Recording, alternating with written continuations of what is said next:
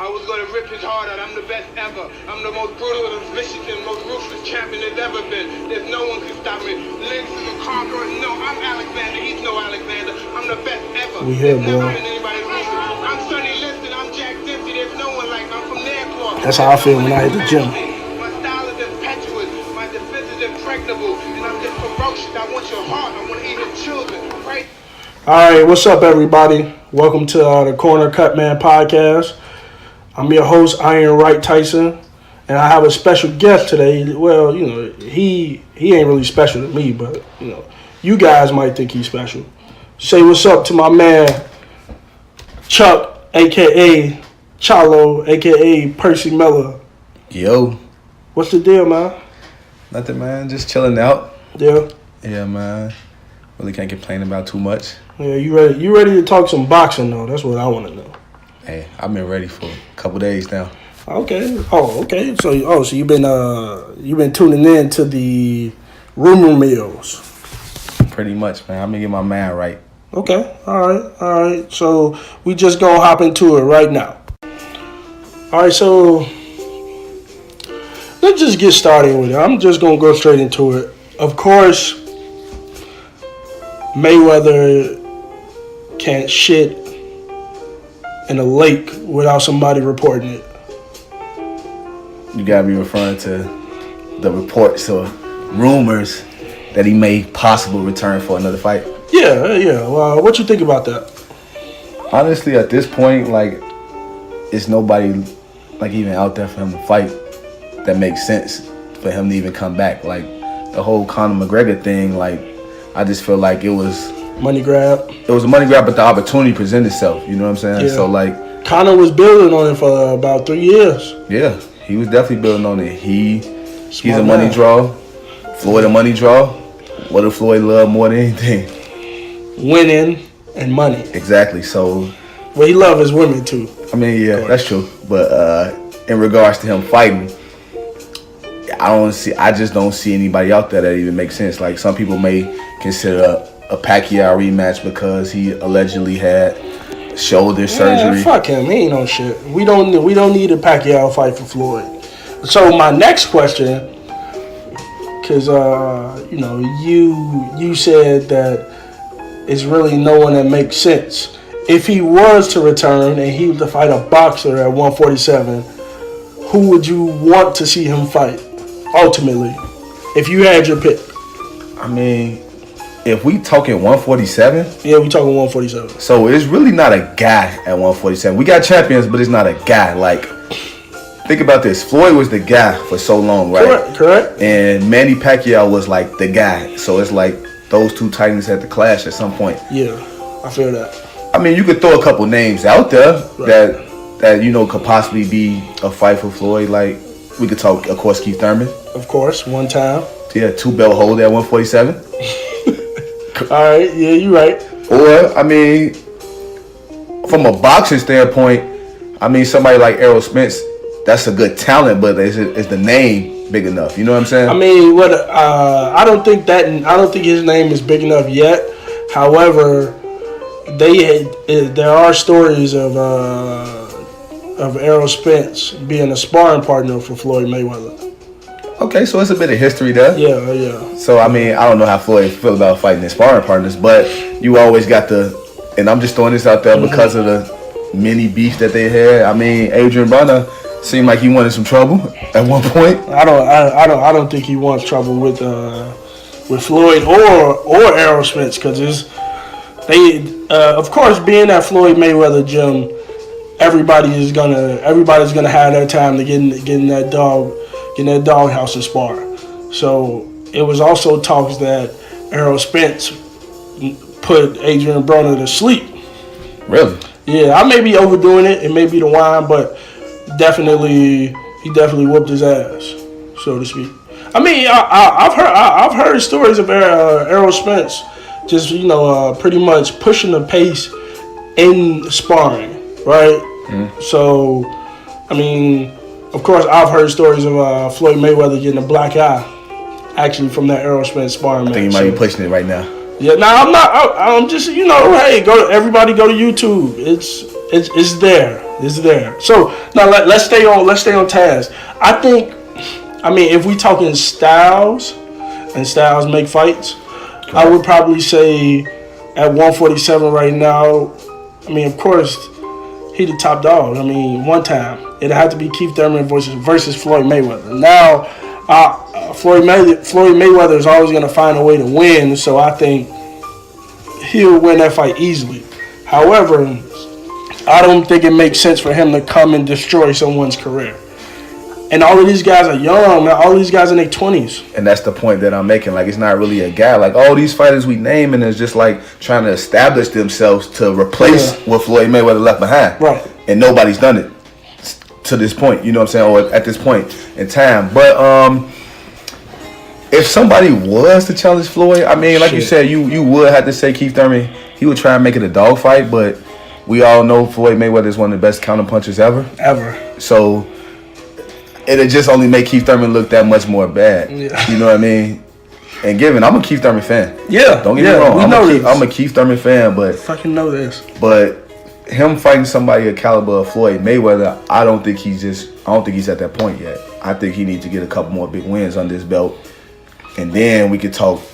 Maybe what's next for him, or maybe talk a Floyd Mayweather, something like that. But honestly, I think Floyd Mayweather should just stay retired at this point. Mm-hmm. And he has a cash cow that hasn't really, gave him a return on his investment yet that he's growing, which is Gervonta Davis. Davis. Yeah. Tank is a beast at 130, but I think him being a promoter at this point really is gonna be, it's just gonna be the next chapter for him. However, I mean, he has a lot of fighters that he's building up right now. So I say like maybe in the next 5 to 10 years, he'll probably be where Golden Boy is in regards to just being one of the biggest brands in boxing. That's true. That's true. Well, can we just go back to Gervonta Davis real quick? Cool. Do you think him not making weight or having weight issues is a problem for him being that established guy or like a cash cow? No. I've definitely heard stories of Floyd and his Pretty Boy Floyd moments. Him not making weight. What I was surprised is that Gervonta Davis didn't try to work out a deal with his opponent to pay him to keep the belt. So that was something surprising to me, because him being him being under that Floyd Mayweather brand, I thought he was going to take that route, which would have been smart. I would have tried to do that. I mean, maybe it was. I didn't hear any reports, but of course, as you know, being a football player and training, cutting weight is really tough. You know what I mean? So depending on how much weight we talking. Yeah. It can be very tough. Yeah. So a guy like Tank, I don't really worry about because he's young, so he won't make that mistake again. Especially if he wants to go down as one of the greatest. All right. And for people who don't know, we talking about Gervonta Davis. He's a fighter under Mayweather Promotions. He's 23 right now. He fights in the super featherweight division, which is 130. So a couple times he had issues with making the 130, and that was a situation where he could have paid his opponent in order to still have the fight go on and be for a title, but he decided not to take that route, and it was for a non-title fight. Yeah. And if I'm not mistaken, he lost the belt. And if I'm not mistaken, he still ended up knocking him out. Yeah. It was definitely a knockout. Okay. So So I mean, definitely within the next 5 to 6 months, I see him fighting for a title. Gervonta Davis? Yeah. Okay. I mean, I can see that. Don't get me wrong. He's definitely talented as they come when we talking 130 pounds. Yes. So, like you said, in a couple of years, he will be solidified as that guy. But you got to make weight, Gervonta Davis. Yeah, definitely got to make weight. So he got to get. Yeah. And we're pulling for you. We're big fans. So, just keep grinding it out. Keep grinding it out. All right. All right. So moving on. We're gonna stick to the rumor mill, and we're gonna go Deontay Wilder, Anthony Joshua. So I have been hearing that the promoter for Anthony Joshua is moving towards the Parker fight. So they're pretty much saying that the Wilder fight is maybe 6 to 8 months away. However, I still want to get your thoughts on that ultimate matchup. Okay, so here's my thing when it comes to boxing and matchups like this. So many times, because it's politics behind boxing, as we all know, they may miss the mark. Like, I'm using an example of Floyd Mayweather, Manny Pacquiao. They dragged that fight out so long to the point where it was like a lot. Given they broke so many pay-per-view records, but I just feel like when the iron was hot and they would have struck, they probably could have shattered that record even more. You know what I'm saying? So, like, when it comes to Anthony Joshua, Deontay Wilder, the heavyweight division hasn't been, you know, like a popping thing since we talking Mike Tyson, Holyfield, Lennox Lewis. Like, that's the last time you could say the heavyweight division was like ran boxing. And it was great. It was great at that point. True. So you got two talented heavyweights. Yep. Two talented heavyweights. Why not make this fight happen now? And here's to say, like, just because this fight happened now, this fight can happen again. Yeah, and again. You know what I'm saying? Like, this could easily be a trilogy right now at heavyweight that I feel like boxing and promoters aren't taking advantage of because they like to keep somebody's undefeated record or let somebody get so many wins against irrelevant people to like build them up as a fighter more, when they could be missing out on money. Okay. They could be missing out on fans. Yeah, opportunities for growth. Yeah. So let me ask this: do you think these two champions are untested? Because Anthony Joshua is a three title holder at heavyweight, and Deontay Wilder has one title. Do you think they're untested? I wouldn't say that they're untested. I'd say this: it's not many people that's relevant in the heavyweight division for them to even be tested against. Like, the test would come between each other. Or we got somebody like Tyson Fury who's out because of other reasons, drug-related reasons. You know, who knocked out Klitschko. I'm sorry, knocked out Klitschko. No, he knocked he knocked him out. I mean, I'm sorry. Correct me. He got a decision against Klitschko. Yeah. Okay. So that was a person who was calling Deontay Wilder out after that fight. True. Which could have been another heavyweight, matchup that people could be interested in. Definitely. But you lost that fight because he had coke-related issues, which now he's suspended, and I'm hearing that possible retirement is in the works, or until you figure out what's going on. I mean, he's on the shelf. Yeah. I mean, that's the biggest thing. He's on the shelf. I've been seeing him in the gym, and he looks horrible with that big ass stomach. But stay in the gym, champ. Yeah. We'll just say that. Yeah. So, who do you have winning that ultimate fight between Anthony Joshua and Deontay Wilder? Honestly, I think Deontay Wilder get the job. Ah, come on, man! What the hell? I think you gotta explain this. You gotta explain this. Deontay Wilder. Now, don't get me wrong. You know, great kid, hell of a chin, hell of a right hand. However, Deontay Wilder has only fought cab drivers. Besides the first Stavern fight. So listen, not only did he take Stavern out in spectacular fashion in the rematch. Agreed. After Stavern talked so much smack about how you could take those punches and how he got pillows for hands and all this stuff. But he ate those words. No, those were Stavern's words. He said that? Those are his words. He should know from the first fight, his ass ain't got no pillows for hands. I mean, but he was just probably trying to build a fight up, and he knew better than that. But you got to say what you got to say. There's other ways to build up a fight.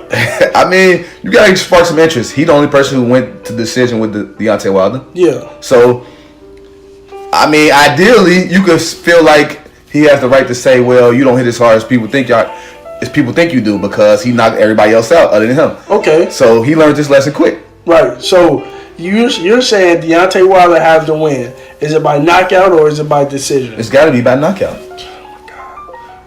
It's got to be by knockout. Anthony Joshua isn't a cab driver. I understand this, but listen, Gold medal Olympian, gold medal Olympian, 20-0, three-time champion right now. 3-time champion. But Yeah, he's number one at heavyweight. But it goes back to what you're saying, because he has the belt, right? Because he got 3 belts. That's just why he's number one in heavyweight. I mean, he beat Klitschko. He beat Klitschko, but so did Tyson Fury, and you just said Tyson Fury is looking horrible in the gym. Yeah, So, but is this the same Klitschko that we saw? What, 7 years ago? Nah, we can't say that. Okay, so However, Anthony Joshua he's in the gym right now. I can guarantee that. We could probably pull up. We could definitely pull up some footage of him training, and he still looks good. So this is what I'm saying. Without that right hand, what does Wilder have? Like what do you give? What edge do you give him over Anthony Joshua? Because Anthony Joshua isn't a fighter that stands still. I hear you. So look, this is the thing you're saying. Without that right hand, you can't say without the right hand because he has the right hand. Yeah, that's true. And it's been tested 39 times and 38 times. That right hand put people to sleep. Against cab drivers. You keep saying cab drivers. Stavern is a championship caliber fighter. Okay, you Right got or wrong? Yeah, right or that's wrong? true. That's true. He knocked him out. I mean, did you see him? He didn't train for that fight. Are we talking about this fight or the first fight? Which one? No, we talking about this. we talking about the fight that just passed. Where don't get me wrong, the 1-2 punch combination that he landed for the first knockdown, beautifully. I haven't seen a 1-2 thrown that perfect in a while. So seeing that, it was really beautiful, right? However, he gets excited. He starts swinging wild. He does. You can't do that against a fighter that's on your level, same size, same weight, same talent. Now, can I just say this? Are you serious? Can I just say this? Hold on. Answer the question. Can he do that against an Anthony Joshua? Yes, I'm gonna tell you why. So look, can I explain myself? So look, I might have to end this podcast early. we talking about Anthony Joshua, a person who's 20-0, right? Versus Deontay Wilder, who's 39. Right. So he has 19 more fights of experience, right? Okay. So it's safe to say he's seen a lot more different boxers, a lot more different styles, right? Right. So his skill has been tested a lot more than somebody like Anthony Joshua's caliber, right? If we're comparing professional records, yes. So he's more experienced when it comes to boxing, right? Professionally against cab drivers, yes. You keep saying cab drivers. This is a championship level fighter we talking about. Yeah, it is. I mean, This is a dude who Tyson Fury had to start sniffing coke so he could get out that fight. a lot of fighters do avoid him. I will give him that. Okay, so this is what I'm saying though. Like Deontay Wilder brought excitement to the heavyweight division. He's the first U.S. champion in how long? It's been years. It's been a while. I don't have the actual year and date, but it was Shannon Briggs. Let's go, champ. He was the last champion. You know what I mean? So like, all I'm saying is at this point, Deontay Wilder, yes, he can get sloppy at times when he gets excited, when he starts to see people feel his punches and he may think he may have somebody stunned. Yeah. But at this point in time, after seeing Deontay Wilder and after seeing Joshua Anthony, I just feel like Deontay Wilder's going to catch him and he's going to finish him. Okay. All right. So obviously from the conversation, ladies and gentlemen, you can tell that I'm going the other way. Pretty much. Right? Anthony Joshua, gold medal Olympian. He pretty much his boxing IQ is that of a Hall of Fame champion. Right? So we'll just call him a future Hall of Fame champion. Now, I'm saying to my brother Chuck that Deontay Wilder better get out of here with that bullshit. You start swinging wild. If you have a champion like Anthony Joshua stunned, and you start throwing that wild bullshit, you gonna get caught. Right, because he fought Klitschko and knocked him out. No. I'm not. I'm saying that because when he throws that wild shit, his chin is exposed. So it doesn't have to be. It just has to be. My punch just has to be accurate and it has to land on your chin. And once it lands, you gone. But you. So all that momentum is used against you. All I'm saying is, I think he'd be a better fighter if he wouldn't do that shit. I hear you. So Like he could throw his hook wide, but come on, man, all that jumping around and shit. first off, he's a rangy fighter. He's a long limb fighter. He has long limbs. That's a good point. So some of the time when we talk about technicalities, it may become a little untechnical because he's so long and he's fighting a lot of dudes a lot of times where he's a longer fighter, he's a taller fighter, so he has to just land on them. Right. Okay.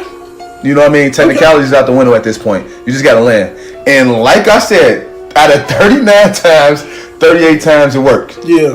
So Okay. my thing is this. Anthony Joshua needs to have a little bit more experience for somebody like Deontay Wilder. All right, now. And I think Deontay Wilder is a lot more of a heavy puncher than Anthony Joshua. I think so. So besides the right hand, what other weapons does he have? It doesn't matter when you It does got the right matter. hand. So if the right hand's not landing, what does he do? He has a nice jab. I'll give him that. Yeah. And let's not forget this. Deontay Wilder is bigger than Anthony Joshua. Nah. Height wise, yes he is. Yeah, but he got him a couple inches. A couple inches doesn't matter. All right. So let's get up a tail of the tape of both of them. Oh yeah, let's do that. And then, Let's do that. So, I mean, I don't give a damn how tall he is. He could be taller as a fucking Eiffel Tower. His ass is not. If he come in the ring with that bullshit, he fucking dead. He dead meat. you keep saying this, but listen. What gives you any insight that Deontay Wilder go down? Like what fight did you see that you was like, okay, That chin is suspect. Where did you see that? I've seen it. He got rocked in the fight against Eric Molina. Rocked in the fight against Aaron Molina. Yeah. And Eric Molina ain't. I mean, he's not on the same talent level as Deontay Wilder. I say that. So we know he's not on the talent level of Anthony Joshua. Anthony Joshua finished him too. I was going to say both of them knocked him out. Yeah. So we talking about a guy that both of them knocked him out. Right, correct. What are we saying here? Correct. What I'm saying is we've seen him get rocked from a left hook. We've seen Wilder get rocked, ladies and gentlemen, by a left hook against Eric Molina. If you have time, go to YouTube or allthebestfights.com and watch that fight, Eric Molina, Deontay Wilder, and you'll see it's a left hook that makes him boogie a little bit. All I'm hearing is his jaw, his chin has been tested, and he stood the test of somebody's punch. That's all I'm hearing from that. All right, you ready for this teletape? Because I can't. I'll tell you this. Anthony Joshua, 6'6". He's 28, by the way, ladies and gentlemen. He is. His last fight, he came in at 254. So that's a little bigger than what he's usually. than what he's usually. His reach, 82 inches. Okay. So that's all we really need. That's all we really need in regards to the teletape. Go ahead, Chuck. So when we talking Deontay Wilder, right? Yep. Yeah. His height, his reach. Deontay Wilder from Alabama, the man. 32. 32 years of age, more experience. He's in his 30s. He's in his 30s, but as we all know, athletes in combat sports, that physical prime start at 30. You got a point there. So he comes in at 6'7", so he has an inch on him. An inch. Yeah, he was a little lighter for this fight. He was at 227 pounds. But his reach is at 82, so that right there alone. If we both punching, man might get there quicker because I got longer arms. He's at 82. His reach is at 80. Okay, it doesn't matter. If we both punching, who's going to get there quicker? But if I move my head, yours ain't gonna get there quicker. All right, and he's taller, so you got to reach up a little bit. Yeah, that's true. So that's I mean, but we all know Anthony Joshua can ball in that phone booth. Can we say the same about Deontay Wilder? Because he hasn't had to at this point. Stiverne in the first fight tried to make it a little dirty, and he paid for it. What was we talking about before, right? We talk. Sometimes you're gonna get tested, right? So, who's to say when Deontay Wilder finally gets tested, and we know he's gonna come against Anthony Joshua, that he's not gonna fold in the middle? You just said he got tested against Eric Molina when he No, I said the left hook, but I'm talking about fighting inside because that's one of Anthony Joshua's specialties. Stiverne did that. Stiverne. The only way Stiverne could get close to Anthony Joshua. I mean, well, we're talking about the first fight. Clearly, the second fight wasn't even a fight. Shit, because the first fight wasn't either. Clearly, but at the time before Deontay Wilder was a champion, to have that champion confidence, Stiverne had to get inside to do anything when it come to punching Deontay Wilder, and he touched Deontay Wilder a couple times during that fight, but he had to get in. Yeah. So yeah, he had to get under that jab. So it's been proven that if somebody wants to fight in the phone booth, as you just said, Deontay Wilder can fight that fight, and he could still establish his jab to create space, which he did in that fight. Ladies and gentlemen, as you can see, this is going to be a tough podcast because he just never wants to admit when he's wrong. And clearly here, he's wrong. So we're going to move on. So, in recent news, now I saw this on boxinghype.com. Shouts out to them over there. A potential fight at 147 for Danny Garcia and Adrian Broner. Now, let's just let's just get this out the way now. Who are you going with and why for that fight? Even if it doesn't happen, but if that fight was to happen, who would you go with? Who would you have? Is this Danny Garcia's first fight since losing the title, or since losing the fight against Keith Thurman? Yeah. So that's first fight. So he's probably really hungry after that fight, which a lot of people felt like it was a close decision. I mean, some people. It was a close decision. I had Keith Thurman win the fight, but some people felt like Keith unanimous Thurman by the judges. But if you watch the fight again, some people started to feel like Keith Thurman started to burn out, and Danny Garcia started to pick up as the fight went on. No. Well, find those people so I can slap the shit out of them, because I watched that fight multiple times. That's actually one of my favorite fights from. Yeah, I mean, don't get me wrong. I got Keith Thurman in that fight, and I understand that. And if he would have pressed the pressure a little bit more, he could have knocked him out. Could have knocked him out first couple rounds. Because that first round was when he landed that right hand, and my man Danny Garcia looked like he was fluffing the sheets. It was. I thought it was over with. Nah, you did see stars a little bit in that I thought it was over with. But going back to your point, when it comes to Adrian Broner and versus Danny Garcia, this is my thing with Adrian Broner. He got so much untapped talent that it's just sad to see him fight sometime. Like, Adrian Broner was supposed to be on what some people call the next Floyd Mayweather. But I mean, they just so anxious to put that title on somebody. Yeah. Because we all knew Floyd's career was coming to an end. You know, when people like Broner starting out. Right. But here's my thing about Adrian Broner. I feel like he make the same mistakes. You know, whenever he do lose a fight, it's because he's making the same mistakes. I think he's his biggest problem. Number one. Okay.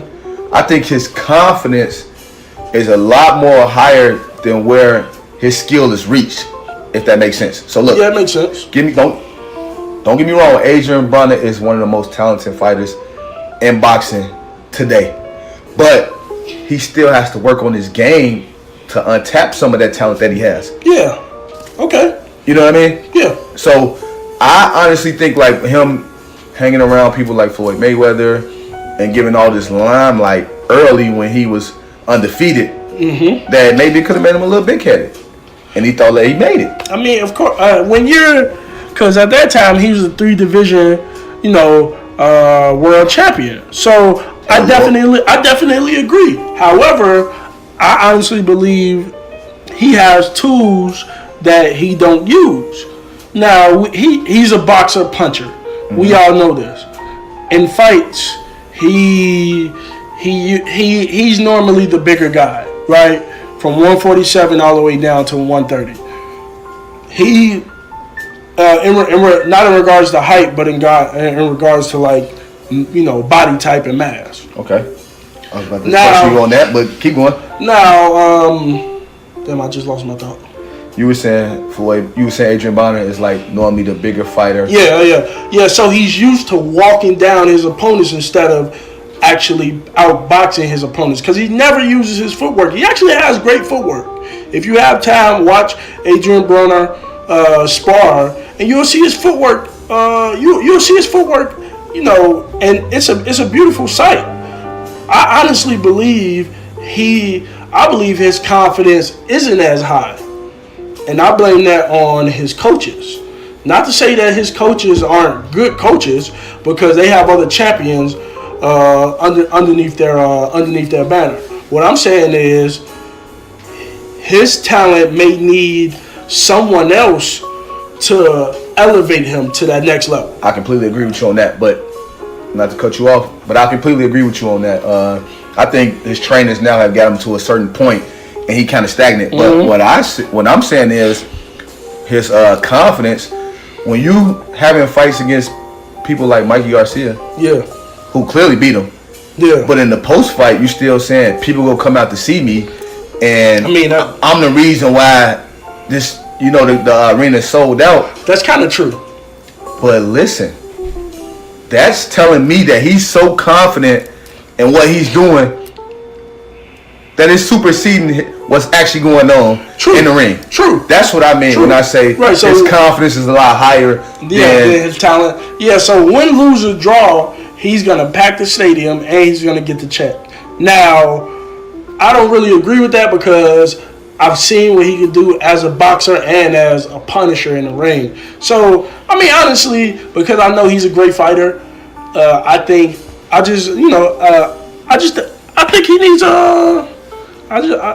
he needs just a fresh start. A fresh start with a proven new trainer that knows how to handle the type of fighter he is. You got anybody in mind or any camp in mind?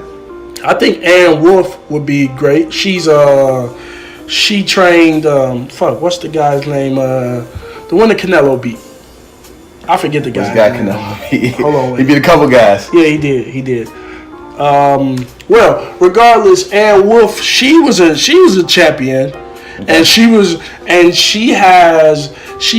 so the rumor about her is that she tends to be really aggressive, and she can bring a lot out of you, and she can bring a lot out of you in training. She's known for training James Kirkland. Now, James Kirkland at one time was a champion, so she's a proven champion many times over. So I'm pretty sure she can get Adrian Broner to where he needs to be. Now that's just my opinion, but so why let me just ask you this: why somebody like Ann Wolf versus somebody like, let's say, Freddie Roach, or maybe somebody who he's real close to, Mayweather, the Mayweather Boxing Club?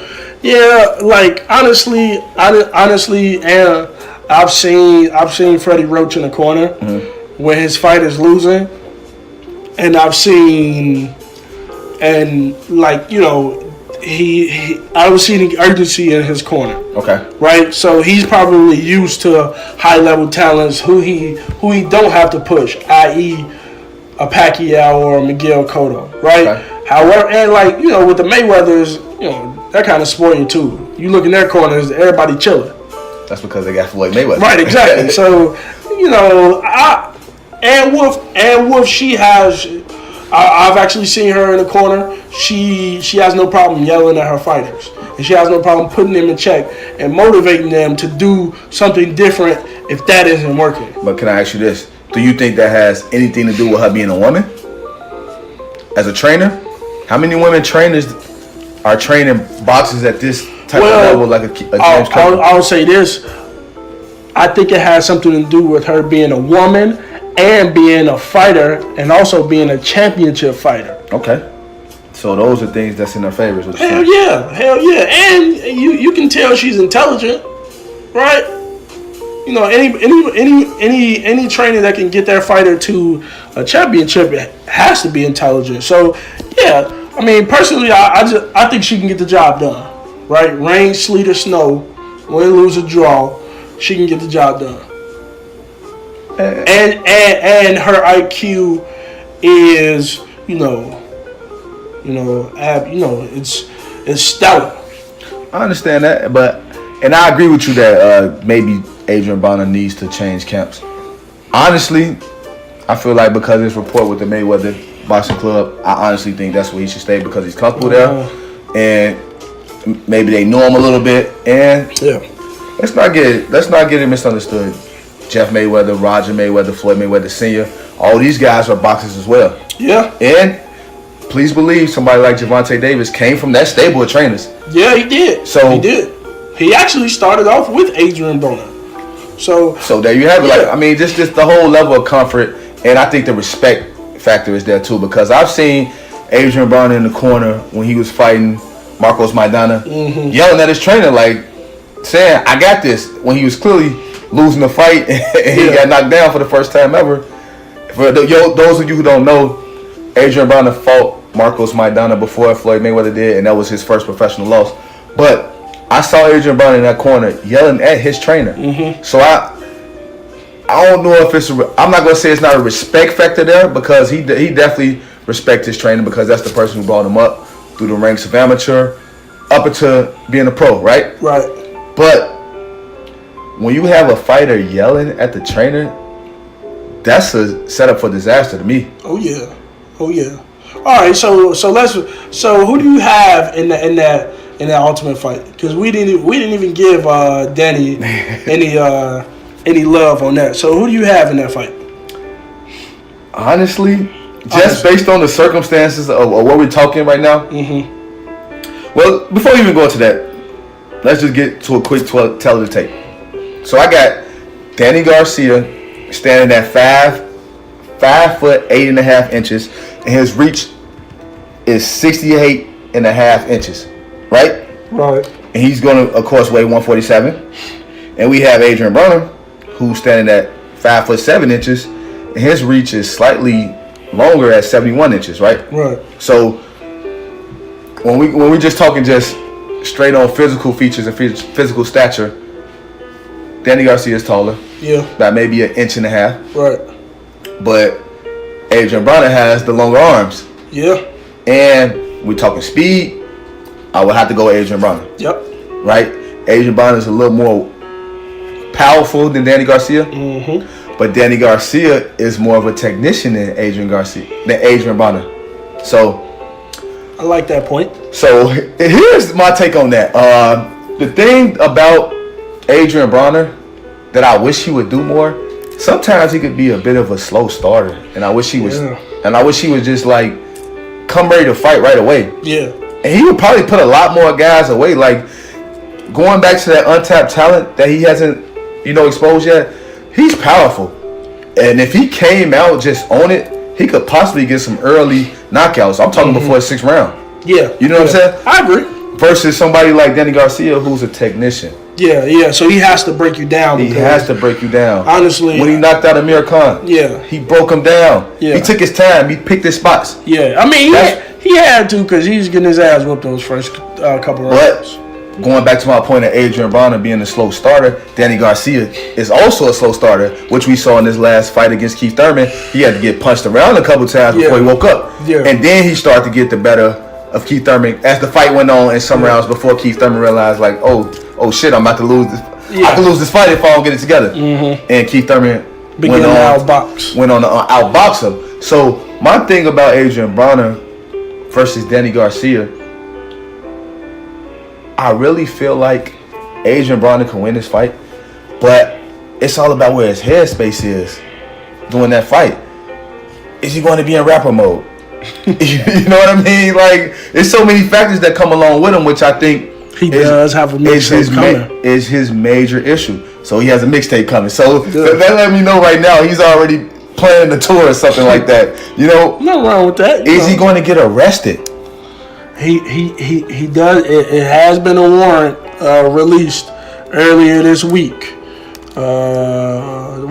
Earlier this week in Vegas for him allegedly punching a guy on camera. So, it wasn't allegedly. I actually saw it. It's actually a great punch, but you know. So this is what I'm saying. Like Adrian Broner's headspace is the big issue when it comes to fighting, and on top of that, he's already in the mindset whether I win, lose, or draw, people gonna come see me. I'm gonna still get paid. So like, I think the mental aspect is his biggest downfall. Okay. I like that.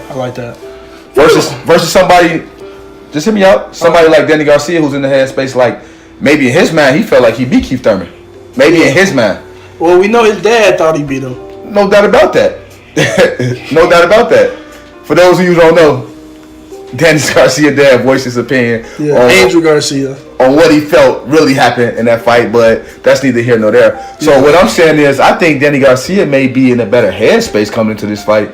Probably. So the fight before the fight, I got Danny Garcia winning that because I don't know what to expect with Adrian Broner sometimes. So what do you think about him? What do you think about? Okay, so my thing about Danny Garcia, he's a one-dimensional fighter. He doesn't really box a lot, right? Like he can't box on his toes. As you can see, he's really flat-footed. Okay. So, you know, I honestly think he's probably reached his peak with that training camp ran by his dad. You know, honestly, because I don't think his dad was giving him a lot of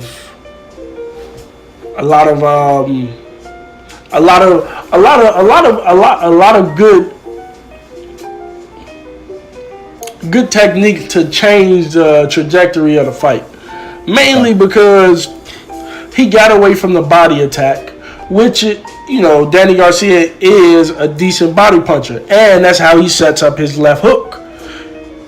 Now, to slow somebody like Keith Thurman down, you have to attack the body, and it's been proven that Keith Thurman doesn't like those body punches. So I think if he was able to set a foundation with the body work, he probably could have slowed Keith Thurman down and forced Keith Thurman to either fight or flight.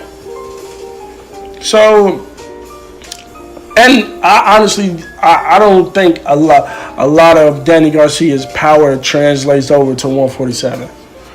Because if it did, he wouldn't have had an issue with Keith Thurman because he destroyed Lucas Matisse, the machine, at 140. He destroyed him. Yeah. Even it was a really competitive fight, but once Danny Garcia took over that fight, he destroyed him, and he started to put some amazing combinations together that even surprised. I'm pretty sure it surprised the hell out of him. Yeah, He was like, damn, did I really do that? Yeah, Keith Thurman definitely showed a new aspect of his game in that fight in the later rounds, which he had to. His back was starting to get against the wall as Danny Garcia was starting to wake up. But I definitely will have to agree with you when we talking Danny Garcia moving up to welterweight and his power not translating. And this is the thing about him. He's not a pace pusher. He's not. He's like why is he so relaxed in the fight? I mean, it's a fight. Yeah, that's true, but it's hard to push the pace against a guy like Keith Thurman or even the Lamont Peterson fight. Lamont Peterson was outboxing Danny Garcia in that fight. It was at a catch weight. I think he was at 143, and that was his first fight outside of 140, which I honestly believe Danny Garcia lost. Now, I think it just shows him to just be he's a one-dimensional fighter, right? You got these boxers who use the entire ring to their advantage. Yes, you got to attack the body and you got to hit them with some heavy slugging punches to slow them down. Yeah, you're right. You definitely you can't be one-dimensional. You definitely got to change levels when it comes to boxing. You got to use angles in the ring. You got to use everything. Everything. This the top level of boxing. Yeah, 147 is stacked. 154 is stacked. 160 is stacked. So you need to be more than one-dimensional. Yeah, you need to have many tools in your arsenal. You got all the tools in your toolbox. This is the best of the best. This is the best weight classes, pound for pound. You gotta be ready to come to fight. But going back to your original point about who will win between Adrian Broner and Danny Garcia. So I want to say this: in the ring, no mental aspects. Given that's a big part of the game, like the fight before the fight. Yeah. If Adrian Broner is in the right headspace, he can knock Danny Garcia out, in my opinion. Yeah. And what a lot of people don't pay attention to, if you're just a boxing connoisseur and you like to watch, old boxing matches or even boxing matches from past years ago, 2-3 years, watch Adrian Broner as he rises up in the ranks and the weight classes. His body work is really slept on. He has amazing body work. He throws punches very accurately, and he doesn't have to put a lot of torque on it. So he knows how to break down a fighter. I just think he needs to pull more tools out and to be that complete fighter. Because he's definitely, in regards to building up a fight, he can do that no problem. Oh, for sure. Right? Finishing the fight is the problem. But in that fight, at this point in time,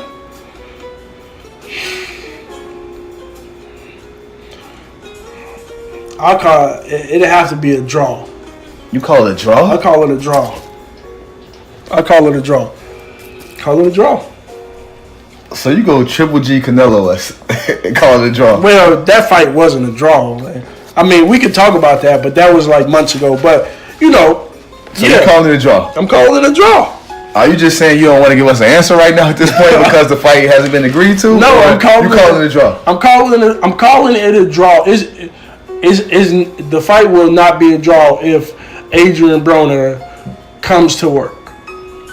If Dan Garcia comes to work and Adrian Broner just shows up, it's a draw. Ladies and gentlemen, I know this guy very well. He just doesn't want to tell us his answer right now. No, I know. That is my answer. So we're going to That's my answer. All right, so let's who you say Adrian Broner, correct? Adrian Broner, if he comes with the right headspace, he can knock Danny Garcia out. Okay. All right, so we'll just move on to the 147 weight class, since we're talking about Adrian Broner and Danny Garcia, who would be fighting at 147, according to BoxingHype.com. So let's just get into it. Who is the king at 147 based on talent and potential?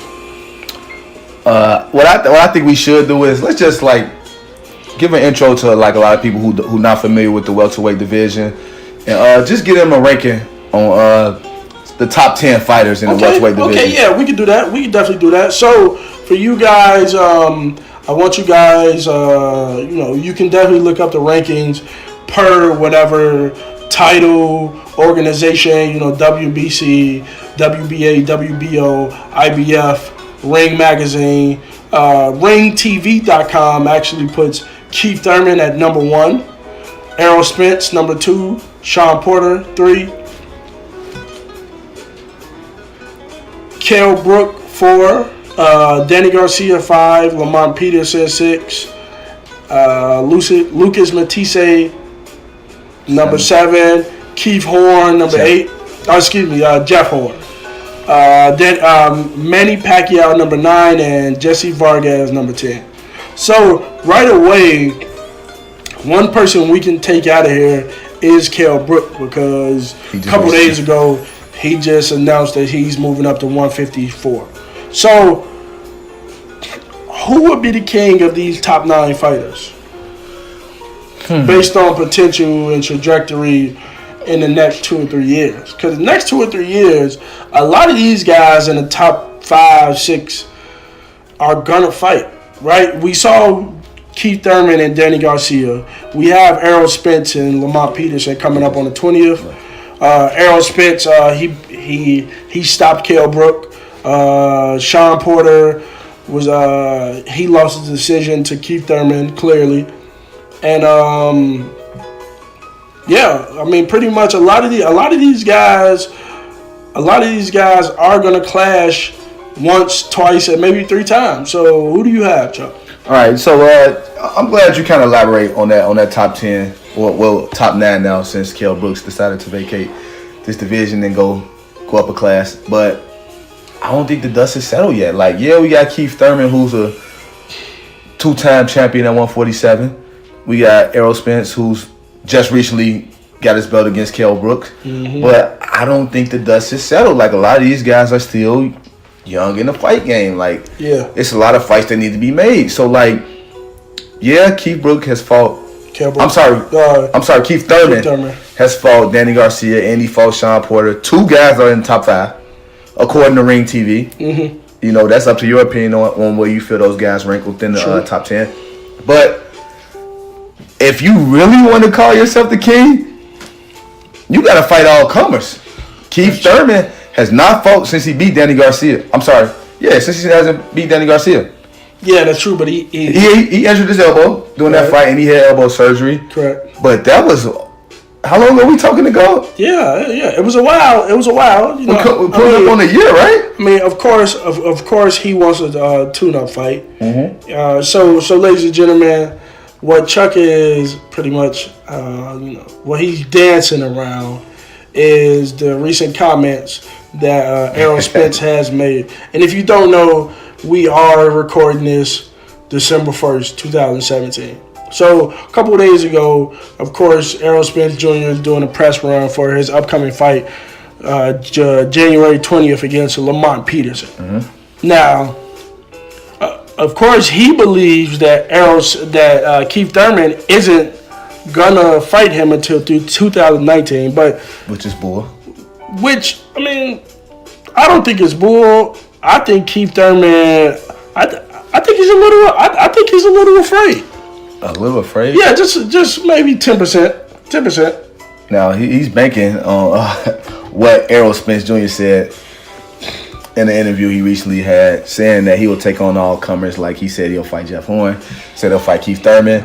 And I guess Errol Spence Jr. wasn't feeling like he was getting the respect he deserved because he wasn't the belt holder, and like people just label him as this up and coming fighter at 147. True. I mean, but you're up and coming until you prove yourself. Exactly, and he beat Kell Brook, who didn't have to give him that fight. No, he didn't. It was in hostile territory. However, until Errol Spence turned that fight around, he was losing that fight, and we all know this. So Errol Spence, maybe he may be jumping the gun a little bit, and like just call it.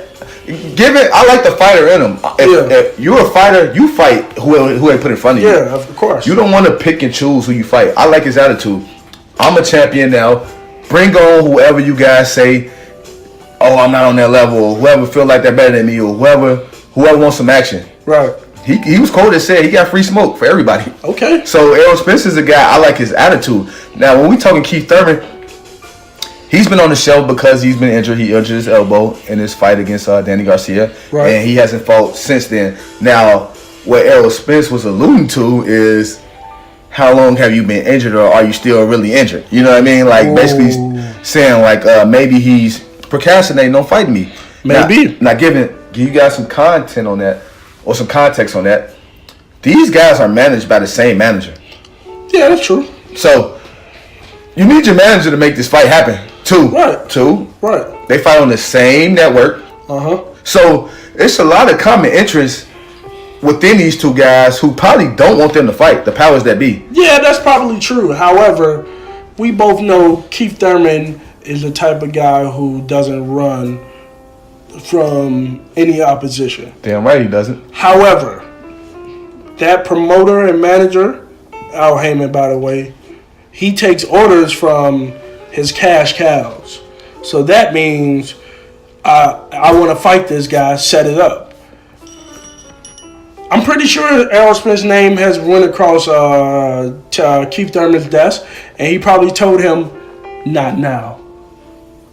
Which is so very possible. Yeah, which isn't a problem, because honestly, if the fight breaks down between Errol Spence and Keith Thurman, I kind of see Keith Thurman coming away with the win if he fights the fight if he fights the same fight that he fought against Danny Garcia. Which I completely agree, man. And for those of you who don't know, Al Heyman is a close advisor to Mayweather and Mayweather Promotions. He along with Premier Boxing Champion, Premier Boxing, which is a company that he owns as well. Which is you've seen fighters fight on CBS. Yep, Showtime. ABC, Bounce TV. Shout out to Bounce TV. Shout out to Bounce TV for sure. Wherever they can get a slot, they fight. Yeah, and Al Heyman is the mastermind behind bringing boxing more prominent. Right. So, but just the whole top 10 and like who's the king.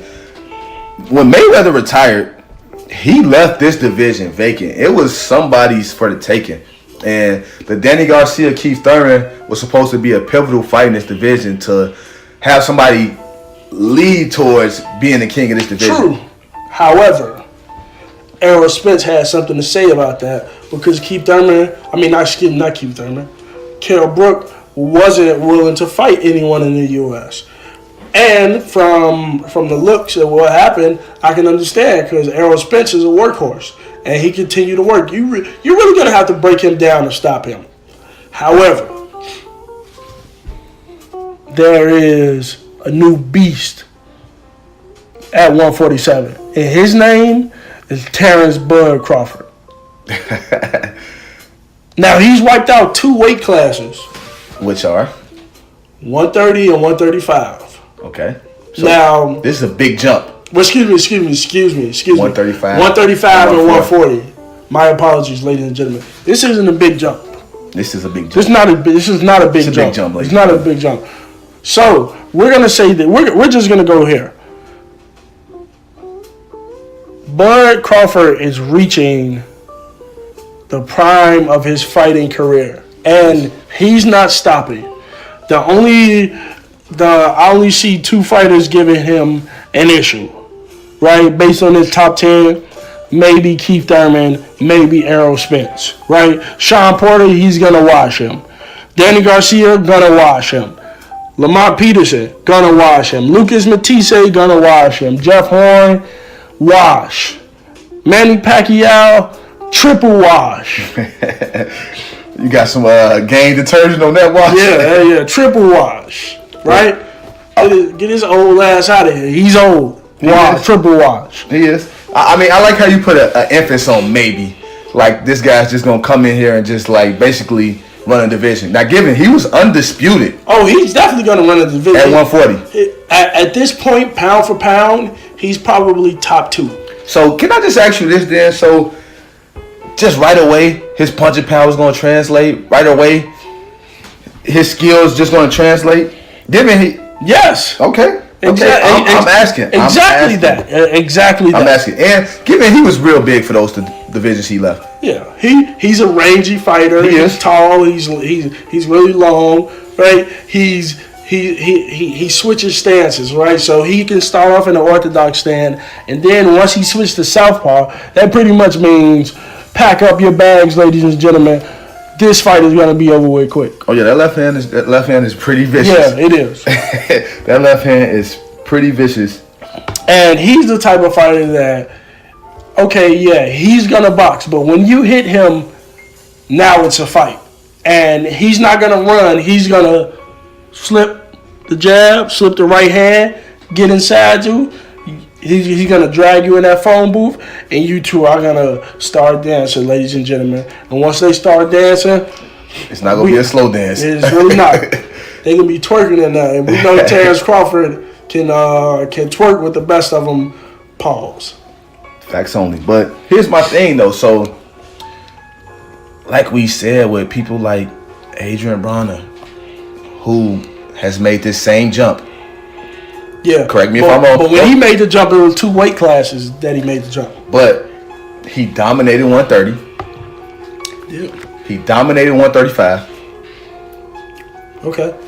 He came up to 147. Definitely did. In the same fashion. Yep.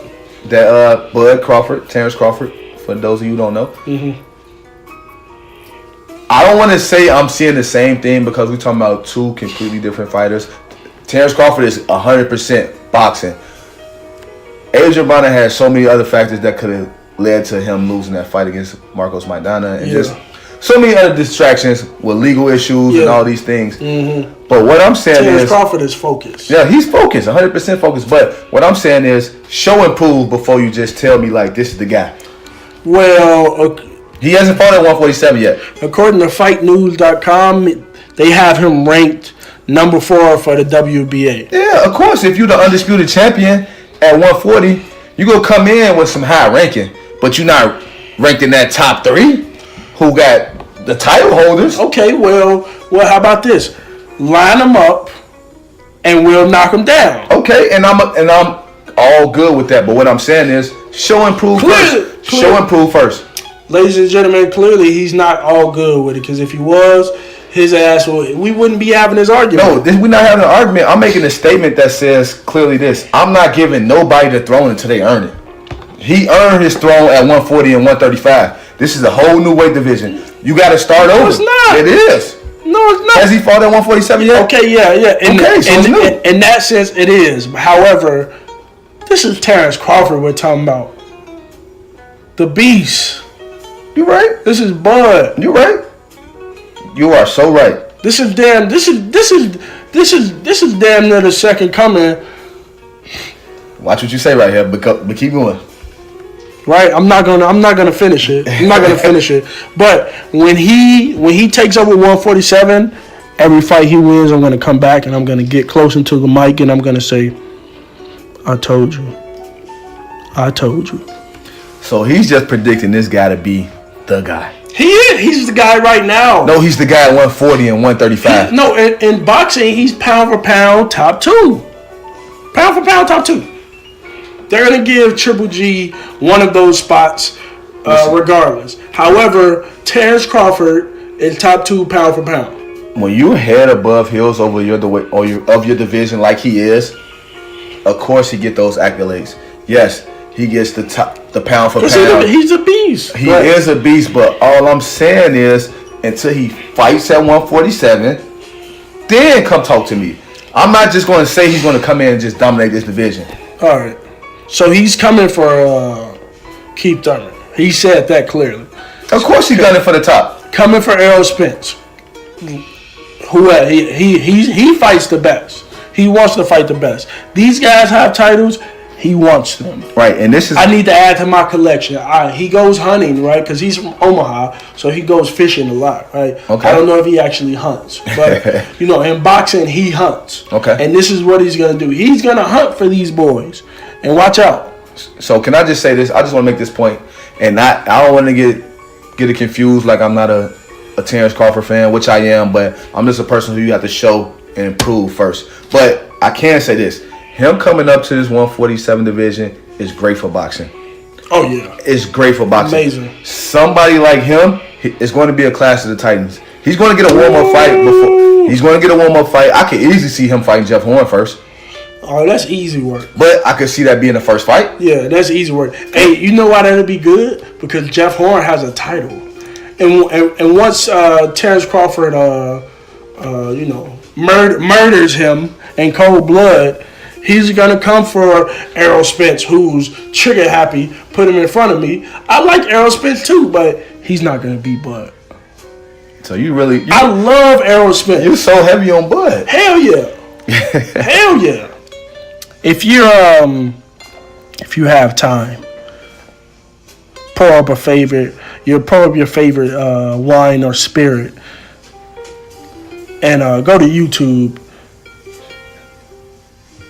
and just look for Terrence Crawford's fights, and you can see all the fighters he's watched. Bro, Bud Crawford is big time boxing. Don't get me wrong, he is big time boxing. You don't become undisputed if you're not. Yeah, you're right. You do not become undisputed if you're not that guy. But what I'm saying is, I'm not saying maybe it's a big jump, but it's a big jump. Like you gotta show and prove. We just said 147 is the cream of the crop. You're not fighting. Who else can you name at 140 other than Terrence Crawford that's making noise like him, or that's making some type of noise like him? Yeah, pretty much no one. Exactly. So let's look at the rankings. Okay, right. On his level, Amir Ahmad may be close, but no cigar. You know what I'm saying? So you got guys like that. Adrian Brown is still kind of. He's still kind of physical. I don't see him fighting at 140 again. I think he just no one. So yeah, he's clearly the superior to all the people that he fight against. Number one. But what I'm saying to you is, now he's going to come up against talented fighters. That's like on his type of level of talent. Listen to me. I'm gonna say this, and everyone who under the sound of my voice, mark my words. December 1st, 4:41 p.m. Central Time. Anyone in the 147 welterweight boxing class in the top 5 rankings, if they go up against Terrence Crawford, washed. You put Sean Porter against him, he's gonna get washed. All right, so look, can we just clearly he's not going to fight either of the champions. Errol Spence is scheduled to fight January 20th, right? Right. Keith Thurman is still on the shelf with his injury. We don't know what's his timetable looking like. So, who do you see? Sean Porter just fought. We got the rumors about Danny Garcia, maybe Lucas Matisse. I've been hearing rumblings about Manny Pacquiao or Jeff Horn for the first fight. I've been hearing the same one. But Jeff Horn, there's so many people are really high on him because of that win against Manny Pacquiao, which I feel like he lost. Nah. So many people are high on drugs, thinking Jeff Horn is anything. Come on, are you kidding me? Jeff Horn. If Jeff Horn comes up against the top 5 boxers in welterweight, no, he's washed. He's washed. That's barbecue chicken. Yeah, he stands for hope for some people. We'll just say that. Yeah, you know. We'll just say that. He stands for hope for some people. It is boxing, so you know how that goes. Yeah, so we're not going to go too far in that, but we'll just leave it at that. But yeah, if you put somebody like Terrence Crawford against a Jeff Horn now that I can see Terrence Crawford making easy work of. Wait, it's not easy work of Keith Thurman? Not at all. Okay. Not at all. Okay, ladies and gentlemen. Not at all. Okay. We run into a problem now. Okay. All right, ladies and gentlemen. As we can see, he is not going to agree with me, but he's going to be proven wrong, just like time and time again. He has been proven wrong. So we're going to keep it moving. Hold on. Can I just say this? I'm the same guy who was so high on Keith Thurman, and here he stands as a 2-time champion at 147. You're right. Can you just acknowledge that? Yeah, I will acknowledge that. Now, I'll be clear. You put me on the Errol Spence. You definitely put him on my radar as an up-and-coming fighter who's going to be champion, which he is. You said that. But let's just be clear. My guy Keith Thurman is entering territory to be the guy at 147. Well, he's entering territory. He's not there by no means. He still has work to put in. But he's entering territory. I like that. So, all he has to do is, if Errol Spence wanted, like he seemed like he wanted based on what he said. He definitely wanted. I mean, he says that, but does he really want it? He wanted. What you mean? I mean, he's been calling him out since he was a prospect. It's a lot of talking. When Floyd told you, like, I'll put up my title for Errol Spence to watch Keith Thurman. Oh no, that boy needs some more experience. Hey, it's a title on the line. You don't want it? But listen, because Keith Thurman wanted to fight Floyd Mayweather. No. Why would I go through your flunky when I can go straight to you? You can't. Why? You just said at the beginning of this podcast that Keith Thurman has no chance against Floyd Money Mayweather. But he wanted to fight is what I'm saying. Why, if you Keith Thurman, would you fight Errol Spence when you feel like you can fight Floyd Mayweather? Because I'm not saying what the outcome is going to be. It's a title. So if he beat Errol Spence at that point, now, Floyd, I got a title. Come fight me. All right, bet. All right, that's the 50th fight. Boom. But he has you and your money fight. Yeah, he has two titles now.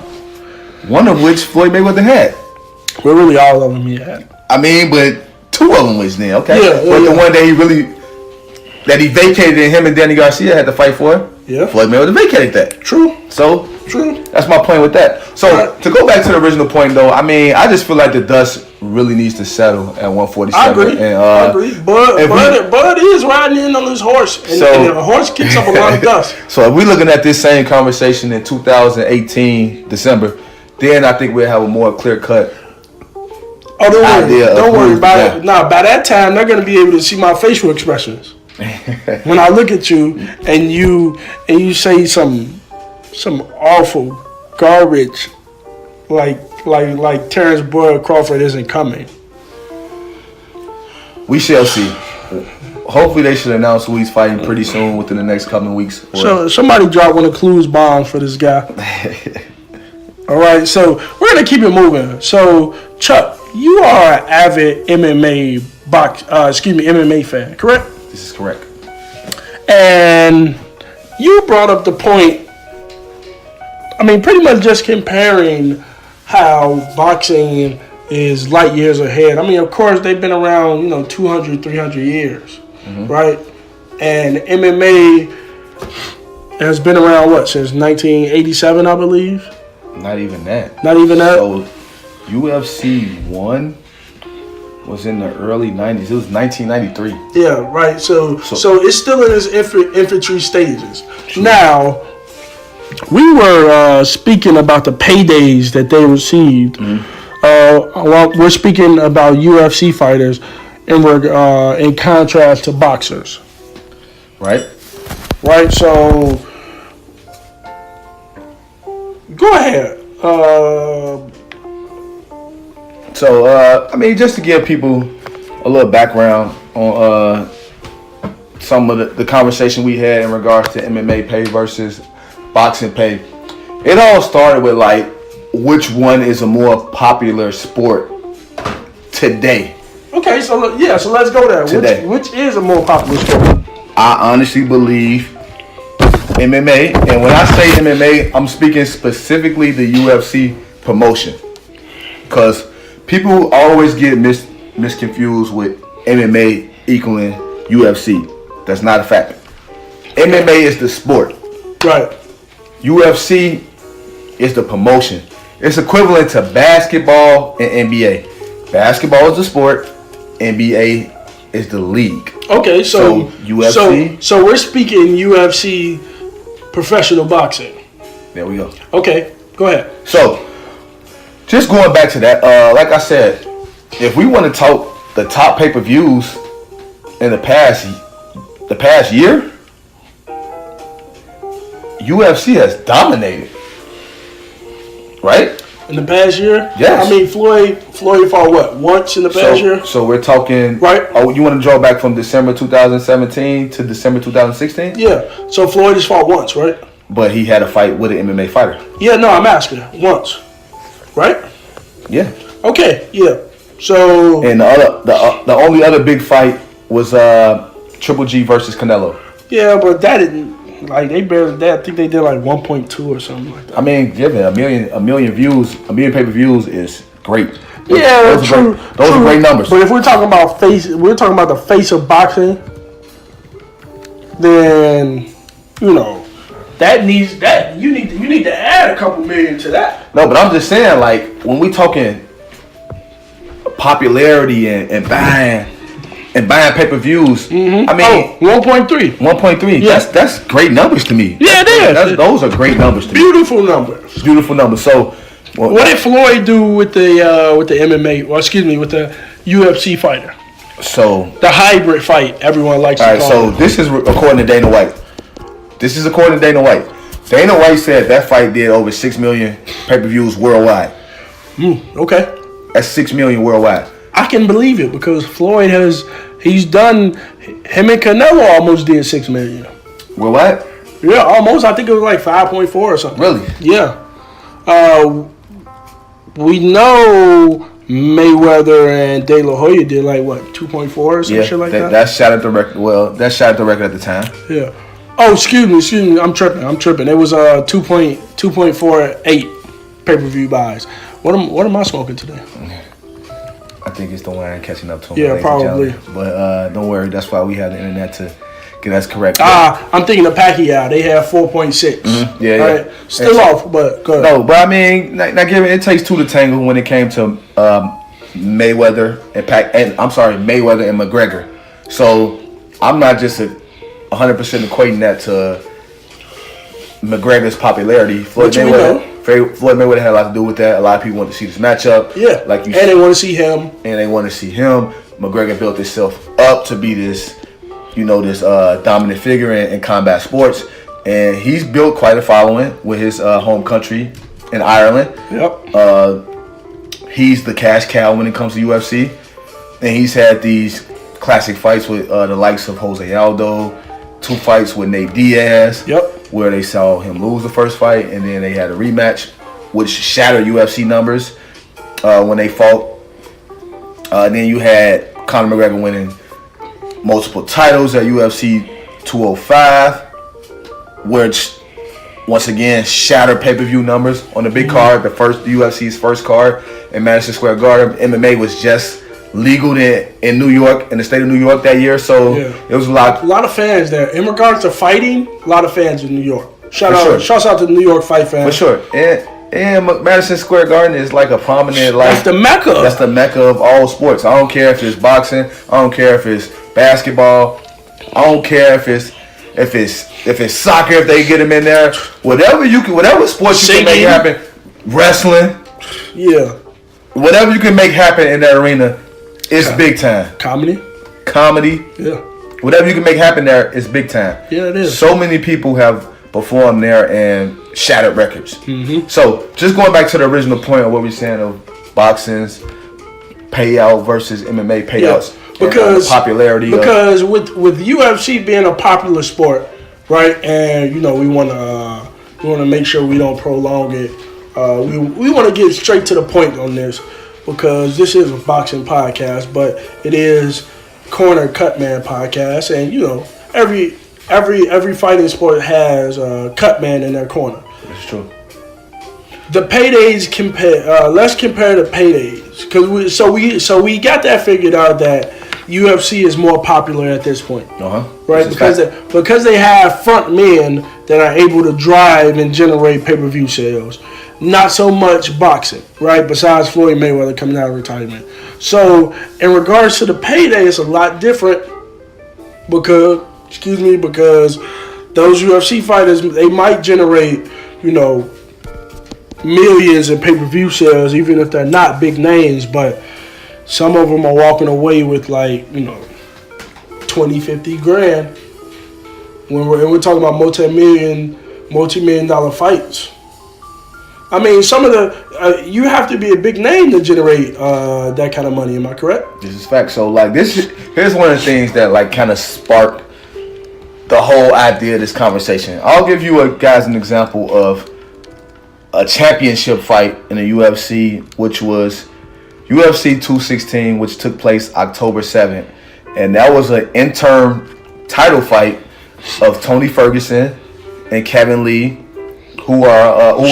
Shouts out to Kevin Lee. I like him. He's a great fighter. Yes, Kevin Lee is a great fighter, up and coming guy from Detroit. Yep. Who's now fighting out of Vegas. Detroit what? Detroit baby. You know what I'm saying? So key words in that championship fight. Yeah. All right, now while we talking championship fight, you think box office, big numbers. You thinking big time payouts. Talk about it. Okay, so it was been reported from MMAmania.com that Tony Ferguson made $500,000. Now $500,000. That's not bad. That's not bad by no means. Not bad at all. It included a $250,000 win bonus. So for those who don't understand, he got $250,000 to show, and for winning, he received an additional $250,000. Mm-hmm. Right. He won that fight against Kevin Lee. Okay. Kevin Lee received $250,000. And that was just the show. Yeah, so the structure of that is you receive a win bonus depending on the contract that you set. Yeah. And if you're a popular fighter, you may receive pay-per-view points, which none of them received in this fight. Right, correct. So you have to be a popular. I mean, John Jones, Conor McGregor, GSP, Jose Aldo, Anderson Silva. Yeah. The top level guys when we talking MMA. But this is a championship fight that we talking about. This person who won this interim belt is waiting to fight Conor McGregor. This is about to fight Conor McGregor. Yeah. Who's the cash cow when it comes to UFC. That's true. So we're saying we got Conor McGregor who's making multi-millions to fight in the UFC, but his counterpart isn't even touching the million. So, you know what I mean? It's a big controversy when we talking championship fight in UFC versus championship fight when we talking boxing. Right. So let's talk about the boxing match, the last big boxing match, right? Deontay Wilder and Stiverne. Okay. Right. So it's been reported that Deontay Wilder $1.4 million just a step in the ring, Okay. and Stiverne $506,000. Okay. Right. So in comparison, it sounds like UFC fighters are paid like employees instead of independent contractors or even partners. Like they're portrayed to be. Yeah. This is correct. So, like, for those who don't understand the dynamic of how this works, so the UFC, they don't have any fighting employees. So, like, what happens is the fight is negotiated on a per fight basis or up to so many fights basis, and it's negotiated from a standpoint of, hey, I'm a fighter, hey, you're a promoter. Let's come somewhere in the middle. Let's sign down the line. I'll agree to fight this person at this purse for this amount. Because a lot of times, a lot of boxers don't have promoters or managers that they sign to, but they create deals. It may be a 1-fight deal or a 2-fight deal, right? And a lot of those Al Heyman fighters, they're managed by Al Heyman, but he's not necessarily their promoter. Gotcha. So that may be a big difference. But So- even yet and still, they may not be getting, the Floyd Mayweather's package, which is, $10 million or better, right? And at this point in his career, $100 million or better, right? I mean, he had 2 fights where his payout was $100 million or better. That's true. Right. So, it's a lot different. They have the popularity, but they don't have the facts and figures to back it up. Okay. Because a lot of them are still living, like they're, like they're still trying to make it in the UFC. That's true. In reference to, boxers, depending on who you are, you can make a few million in 30 minutes, 36 minutes to be exact. That's true. So, and just to kind of piggyback off what he's saying. So, you'll have top level guys who's not making pay-per-view points or who's not getting this big time show money because they haven't superseded whatever expectation the UFC has, but they're popular from a fan's point of view, Right. where they're probably can't walk in grocery stores or like can't go anywhere because they're known at restaurants, or just the popularity super exceeds what they make from a payout. Right. Versus boxers who we have who are not as popular as a lot of MMA fighters in the UFC, but their payout is a lot higher than the UFC fighters. Right. I mean, regardless of popularity. Marcos Maidana had 2 fights with Floyd Mayweather and he retired. He looks like a Colombian drug lord right now with the big stomach and the Rolexes and the Versace shirts. Right? Huh? No offense, but I mean, versus somebody like Tony Ferguson, who we just said, who just beat Kevin Lee to win the interim title. He hasn't even grossed $1 million in the fight yet. That's terrible. That's almost compared. You can almost. Well, I don't want to sound like like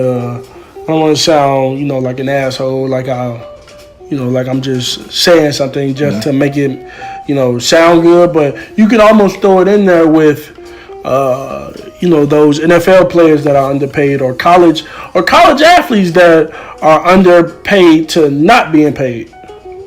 You know what I mean? So, because it's $1 billion business, right? Yeah. How much? The UFC sold for $4 billion. Wow. And I honestly think it's structured that way to keep the UFC, right? It's like the UFC sells, the brand is sold, right? But you can't sell a brand of boxing, right? That's true. You go and sell like a promotions company, so that's true. That's where the disconnect comes. But like I said, the UFC is so popular that it super exceeds being a promotion where it overtakes being the sport. Right, because it really is just a over-glorified promotion, right? That's a fair way to to call it. Okay. Like you said, because you have other You have other fighting promotions like Bellator, which is like, I guess you would say, the second level promotion. The UFC gets a lot of its fighters from Bellator, and Bellator, a lot of their stars from Bellator. This is true. You know, or a lot of fighters that don't want to fight the UFC anymore, they'll go fight in Bellator. Mm-hmm. You know, so you have promotions like that where those are promotions that stand alone, but when you think of MMA, you automatically think UFC. And like I said, that's because it superseded it being a promotion, and now it's like the sport. Okay. You got the UFC game. Yeah. You know, you got the Reebok deal the Reebok deal. You know, you got the UFC on Fox Sports. True. On Fox Sports 1. Yep. They got the FightPassOnly.com. So they have all these different avenues for the sport or for the promotion to be seen with their fighters. Yet and still, the fighters are not making that type of pay that you would think for this big promotion that just sold for $4 billion. So what do you think? Two questions. Mm-hmm. What do you think? What do you think has to change for the fighters to get the pay that they deserve for being modern day gladiators? Mm-hmm. And second question, do you think Conor McGregor is going to come back and fight in the UFC and be a modern day gladiator after receiving a $100 million payday boxing? All right, so your first question, what I think needs to be done, the fighters need to band up and become a legit fighting union. Okay. And demand certain things. So like, it's equivalent to NFL players or NBA players having a lockout. Even so, boxing, yeah. Boxing has a union, yeah. So having a union really helps because it gives a voice to the fighters, and they can all speak out from one voice versus so many different angry voices and not making any sense. So there's my thing. Let's get a union. Let's give a clear-cut idea of what we want. Mm-hmm. Meet our demands, or we won't fight. Okay. So I think the UFC would stand to lose a lot more money if the fighters wouldn't fight versus the fighters who aren't making as much money, because typically most fighters only fight 2 to 3 times a year. So I think the UFC would stand to lose more versus the fighters if the fighters don't fight. Okay. Going back to your second point, is Conor McGregor going to come back? So here's the thing with Conor McGregor. He has so much leverage on his side from his popularity, from being the money fight in the UFC. Mm-hmm. A lot of driving force behind pay-per-view. Yep. I think he's outgrown the sport. I think he's a household name now. Okay. You can separate Conor McGregor and UFC. Yeah. Given they're one, they're one within each other, but you can say Conor McGregor without saying UFC. Wouldn't you agree? I agree. He does have more followers than the UFC on Instagram. Okay. The same as Floyd Mayweather has more followers than Showtime, and the same as Canelo Alvarez has more than Golden Boy and HBO.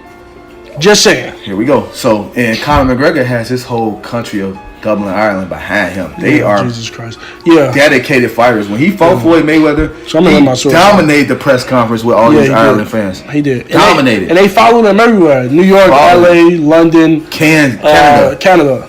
You know what I mean? So like crazy. The man has a crazy following. Yeah. Anytime he fights on a UFC card, it's been doing 1 million followers. It's been doing 1 million views. Bananas. Yeah, like if he was to fight in Dublin, Ireland now, it would shut it down. Oh yeah. Shut it down. It'd almost be like Michael Jackson coming back. I agree. That's a fair analysis. So rest in peace to Michael Jackson. So here's the thing. I honestly feel like, and this is a statement that Conor McGregor made, he's like he needs some stake in the UFC before he fights again. Which Dana, I mean, yeah, you can say that, but Dana White's a tough cookie, and I don't feel like that's gonna. Well, let's just be honest. If you want to see me fight in the UFC, you're gonna give me what I want, right? So 9 times out of 10, he may get a small stake. Yeah. Even going back on what I just said, he's gonna get a small stake. All right. That's just my whole thing on that. And like in closing, the UFC fighters just really need to get a fight promotion. I'm sorry, a fighters union, and just demand what they want, and don't fight until they do. Okay. All right. But that's easier said than done. It is. All right, ladies and gentlemen, we're wrapping up. This is Iron Right Tyson. I'd like to thank my host, my brother, Chuck, for coming through and, of course, doing what he does best. Finding a way not to agree with me So if you guys are done, we're done. We're gonna enjoy some more wine and we're gonna talk boxing off the camera and Can I make one more point? Air. Go ahead. One more point before we leave. Please, everybody, please make sure you tune into the legend in this last fight coming up December 2nd. Yeah, Miguel Cotto. Miguel Cotto. Yep. He's fighting Saddam Ali at Madison Square Garden. This is his last fight. This is a legend. We're talking about future Hall of Famer. One of the only people I've seen that ever make Floyd Mayweather bleed. He's fought Canelo. He's fought Floyd Mayweather, Oscar De La Hoya. He's fought Shane Mosley. Yeah. He's fought Antonio Margarita. He's fought twice after he cheated. Yeah. But I just wanted to give him some love before we end it. All right. Yeah. Same. Yeah. I wish him nothing but the best, especially in his retirement, and especially with his wife. 'Cause she's fine. So as I said before, thanks for tuning in with the left hook and the straight right. I'm your host, Iron Right Tyson. You heard my guest, Chuck. This is Corner Cutman Boxing. Thank you.